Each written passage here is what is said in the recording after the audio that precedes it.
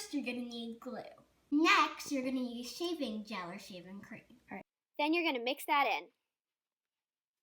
Then you're going to mix in your slime activator. This part is optional, but to make it less sticky, try adding cornstarch. You can also use lotion to make it smell nice and be stretchy. And then use food coloring to color it however you want. I chose to make 2 colors and then mix them together.